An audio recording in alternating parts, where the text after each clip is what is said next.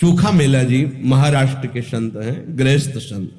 महाराष्ट्र में तो बड़े महामहिम महिम गृहस्थ, जो आश्चर्यजनक, जिनका त्याग वैराग्य अनुराग। वो अपने घर के सेवा के लिए, ठाकुर जी के लिए सब्जी लेने जा रहे थे।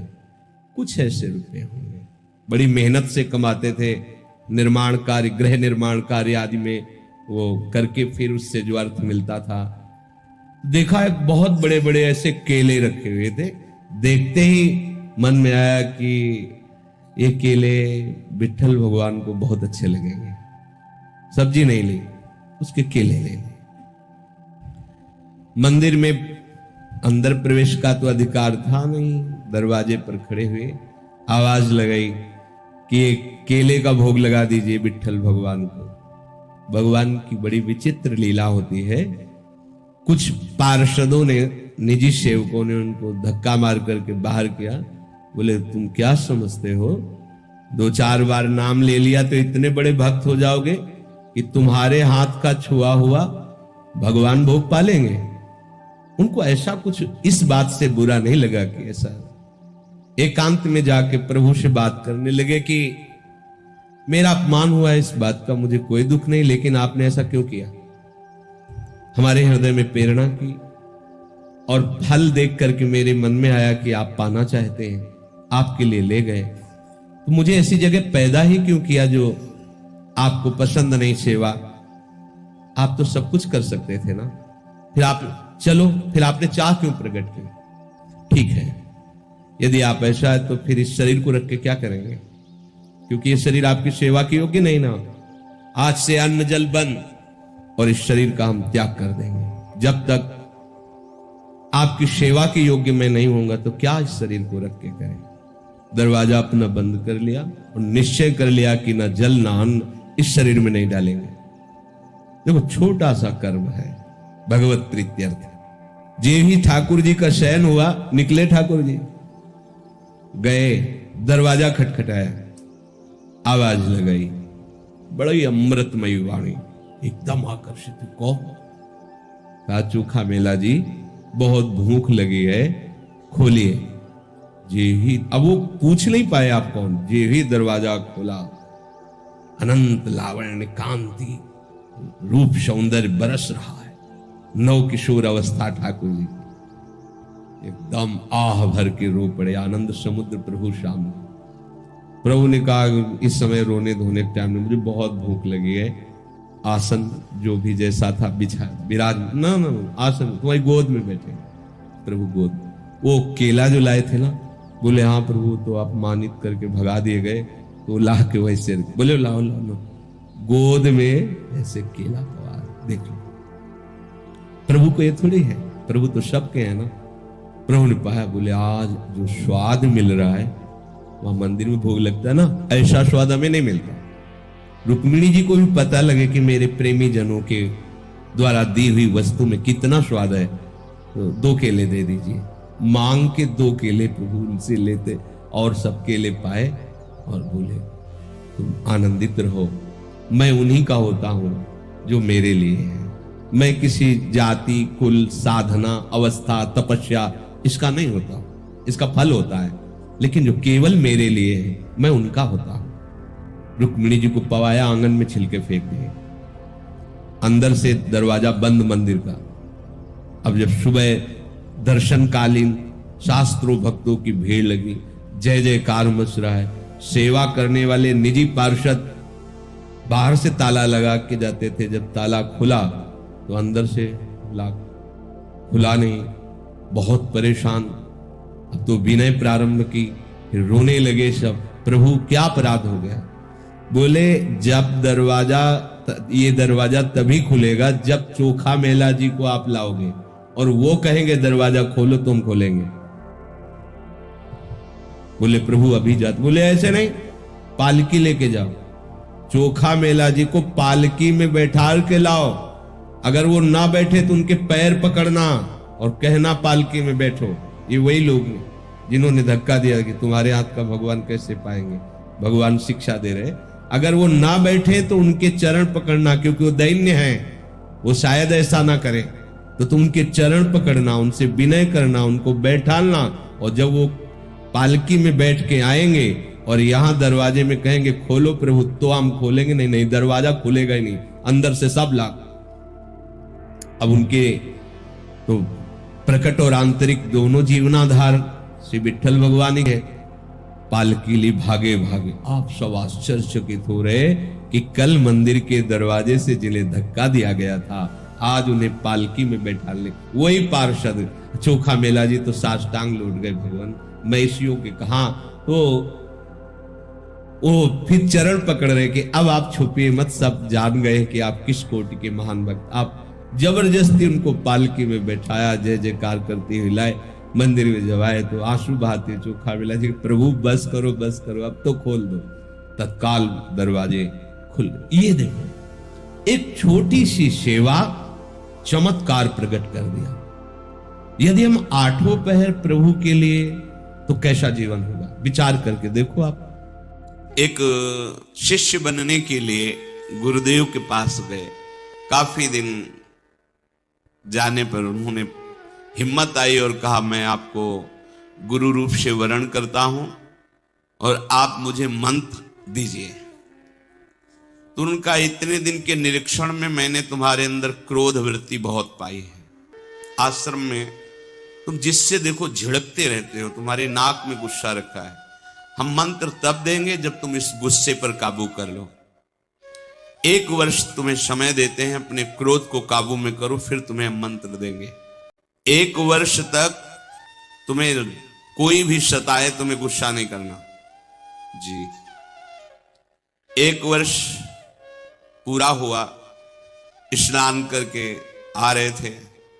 गुरुजी ने एक मेहता रानी को बुलाया और कहा माई ये आ रहा है, तुम झाड़ू ऐसा लगाना किसी के ऊपर धूल जाए। ठीक। वो तब तक खड़ी रही जब तक वो अजान नजदीक आए, तो रज में ऐसी झाड़ू लगाई कि पूरा रज ऊपर एकदम तुझे दिखाई नहीं दे रहा, मैं नहा के आ रहा हूं। और ऐसा बहुत बिगड़े। वो हाथ जोड़ के महाराज क्षमा करो, हमें पता नहीं था कि आप आ रहे हो, हमारा काम ही है सोनी लगाना। ऐसा तो मारने के लिए भी। अब वो गए, कहा गुरुजी 1 वर्ष हो गए। तो बोले जिसको त्यागने के लिए कहा था तो त्यागा नहीं। सुना अभी अभी तुम गुस्सा करके आ रहे हो मेतरानी से, जो नित्य सोनी सेवा करती हैं। पूज्य भाव रखना चाहिए। तुमने उन पर क्रोध किया और सुना कि तुमने ऐसे भी मारा नहीं, पर हाथ तुम्हारा उठ गया, अभी नहीं। जाइए 1 वर्ष और अभ्यास कीजिए। अब दूसरे वर्ष जो वो नित्य वही आश्रम की सोनी सेवा का बोले अब की बार झाड़ू मारना, धूल नहीं, नजदीक आवे तो झाड़ू ऐसे लग जाए उसके शरीर में। जो महाराज मारेगा तो नहीं। बोले नहीं, अब की बार 1-2 शिष्य आसपास रहेंगे, अगर वो गुस्सा करेगा तो उसे पकड़ लेंगे, तुम्हें मारेंगे नहीं। ठीक है महाराज। जब वो स्नान करके बड़े आनंद से आ रहे थे तो अब की धूल नहीं उड़ाई, सीधे नजदीक जाके ऐसे झाड़ू 1-2 मारी और सीधे उसके शरीर में पैरों में ऐसे। उसने कहा कि मूर्खा, तुझे समझ में नहीं है, मेरा 1 साल पीछे बर्बाद कर दिया। फिर दूसरा, मैं स्नान करके दीक्षा के लिए जा रहा था और बहुत कड़ुआ बोले, पर हाथ नहीं उठाया। गुरुजी देखो तुमने गुस्सा किया। अभी 1 वर्ष, जब तुम्हें गुस्सा ना आवे 1 वर्ष अभ्यास करो। क्रोध नष्ट होने पर ही हम, क्योंकि ये क्रोध बना रहेगा तो ये भजन आगे को जो विस्तार करना है भजन का, भागवतिक प्रकाश, वो होने नहीं देगा। अब सोचो जो अपने लोग परमार्थ में काम क्रोध लोभ आदि की वृत्तियों को ही नहीं देख रहे, मनमानी आचरण कर रहे, कैसे भगवत बोध होगा। गुरुदेव इतना समय हो गया और आपने एक बहाना बना लिया है कि गुस्सा करो। बोले दोष दृष्टि करते हो। और नहीं नहीं नहीं, क्षमा पर तो 1 वर्ष और। अगर भगवान नाराज हो जाए किसी कारण से तो गुरुदेव भगवान क्षमा कर दे, तो भगवान कभी अपराध नहीं मानते। हरि रूठे गुरु शरण है, गुरु रूठे हरि नाही। यदि गुरु भगवान का हृदय संतप्त हो गया तुम्हारे आचरण से, तो तुम्हें भगवान श्री हरि सहयोग नहीं करेंगे। अगर श्री हरि नाराज हो जाए और गुरुदेव भगवान का वरद हस्त है, कुछ नहीं बिगड़ने वाला। गुरुजी ने कहा कि अब तुम्हें 1 वर्ष तक पुनः अभ्यास करना है। 3रा वर्ष गंगा स्नान करके आया। गुरुदेव ने कहा आपकी बार कूड़ा भर के पूरी टोकरी रखना, जितना जूठन पत्तल सब आते उसकी खोपड़ी से डाल देना। ऐसा ही किया। जे भी नजदीक आए पूरा वो सब पवित्र जो प्रसादी दोना पत्तल झाड़ू से लगा के जो कूड़ा कर सब उनके ऊपर से डाल दिया। तुरंत उन्होंने घुटने टेके और चरण पकड़ा और कहा मां, मैं समझ नहीं पा रहा था कि आपका उद्देश्य क्या है। कहीं न कहीं गुरुदेव भगवान की हम पर कृपा है। मुझे आज दोबारा स्नान करने का सौभाग्य मिलेगा गंगा जी का। लौट गए, नहा के आए, कहना नहीं पड़ा गुरु मंत्र दे दो, आओ गुरु मंत्र। एक ब्राह्मण थे तो तीर्थ यात्रा करना चाहते थे। उनके लड़के थे पर उनकी ज्यादा आज्ञा नहीं पालन करते थे, तो सोचा कि बूढ़ा के लिए तीर्थ यात्रा कैसे कर पाऊंगा।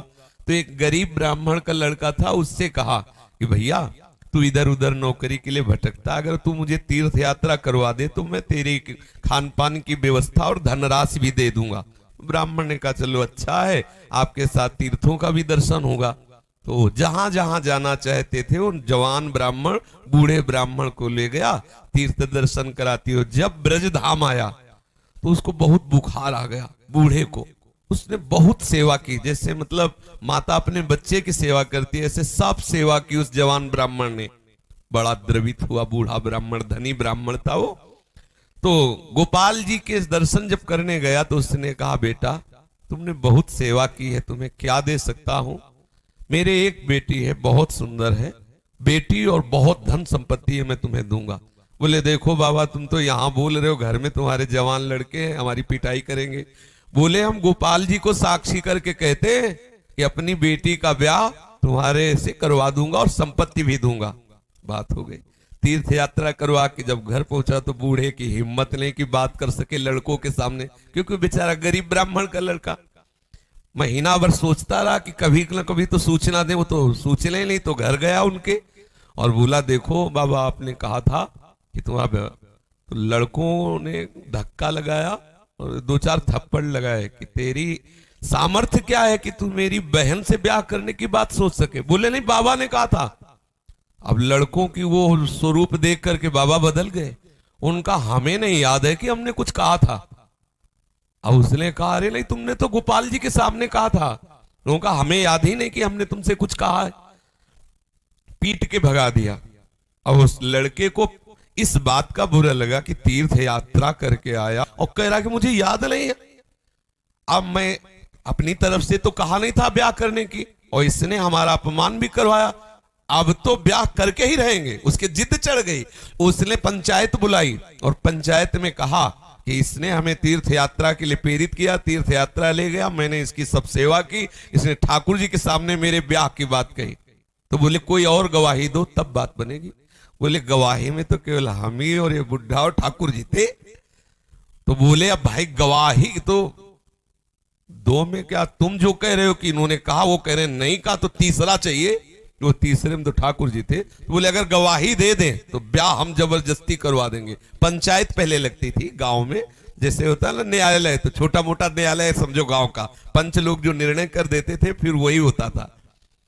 तो बुढ़े से कहा तो बुढ़ा राजी हो गया, क्योंकि उसे पता था गोपाल जी थोड़ी आएंगे। उसने कहा अगर गोपाल जी कह दे पंचों के बीच में आके कि हाँ हमारे सामने ब्याह की बात हुई थी, तो अब किसी की बात नहीं मानेंगे, हम ब्याह कर देंगे। लड़के भी राजी हो गए, क्योंकि सबको पता था कि कोई ठाकुर जी मूर्ति थोड़ी चल के आएगी। और उसने मूर्ति नहीं माना था, उसने साक्षात ठाकुर जी माना था। आया वृंदावन और ठाकुर जी का शयन हो गया था।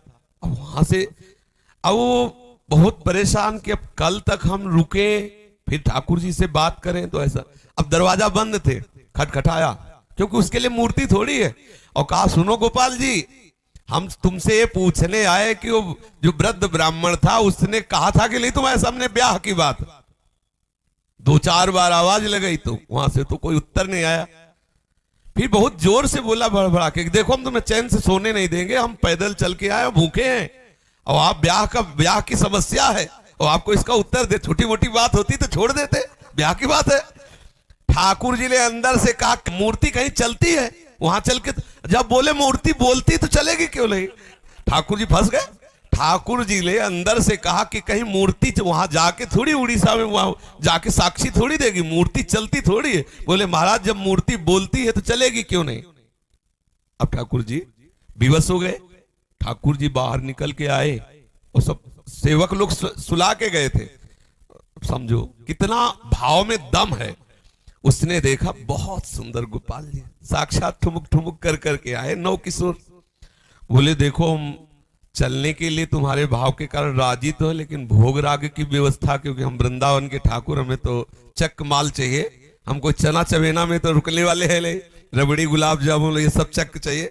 तो बोले देखो कुछ रुपया तो है, अब शादी का चक्कर, इसलिए व्यवस्था तो तुम्हारी बनाएंगे ही हम। तो बोले कैसे चलोगे। बोले चलेंगे तो हम पैदल ही, आगे आगे तुम चलना, पीछे पीछे हम चलेंगे, थोड़ी थोड़ी देर में कुछ भोग लिए रहना, हमको भोग लगा देना। बोले अब हम चले और तुम आ रहे हो कि नहीं आ रहे हो ये मुझे कैसे पता चलेगा। बोले नूपुरों की ध्वनि तुम्हें सुनाई देगी, अगर पीछे मुड़ के देख लिया तो जहां से मुड़ोगे वही हम खड़े हो जाएंगे, आगे नहीं चलेंगे। बात तय हो गई, चल दिए ठाकुर जी। अब आप देखो क्या मूर्ति है। अब वो बीच बीच में भोग लगाता हुआ जब अपने गांव के नजदीक पहुंचा तो सोचा केवल नूपुरे बज रहे हैं कि आ भी रहे हैं। मुड़ के देखा तो ठाकुर जी खड़े। बोले चलो, बोले अब नहीं, अब सबको लिवा के यहीं लाओ, क्योंकि हमारा तुम्हारा वादा था। तो बोले कोई बात। गांव में दौड़ता हुआ गया, सबसे हल्ला मचा, वृंदावन के ठाकुर पधारे साक्षी देने के लिए। अब तो भीड़ इकट्ठा हो, साक्षात ठाकुर। अब सब पंच आ गए, तो अब पंचों के सामने बुढ़े को कुछ बोलने की हिम्मत नहीं रही। ठाकुर जी ने सबके सामने उस भक्त की वचन रक्षा के लिए बोले और कहा हमारे सामने का, और ब्याह हुआ। अब आप सोचो, अगर ये कोई बात सतयुग की नहीं है, ये बात सतयुग की नहीं है, ये कलयुग की ही बात है। हमारी श्रद्धा, हमारा विश्वास, जैसी हम भावना, अगर ठाकुर को मान लिया कि मूर्ति है तो मूर्ति ही रहेंगे, अगर मान लिया कि हम भले नहीं समझ पा रहे लेकिन हमारे ठाकुर, तो एक दिन वो समझा देंगे कि वो ठाकुर है। जो छवि हम देख रहे हैं, राधा बाबा के पास भी ऐसी छवि थी, तो राधा बाबा से ठाकुर जी बात करते थे, ठाकुर जी मुस्कुराते थे, और हमारे सामने छवि, क्योंकि हम उन्हें फोटो मानते हैं। कभी फोटो और ये बात ना माने कि मूर्ति वो साक्षात है, ऐसी भावना करे तो अनुभव में आने लगेगा कि ठाकुर साक्षात है। जी।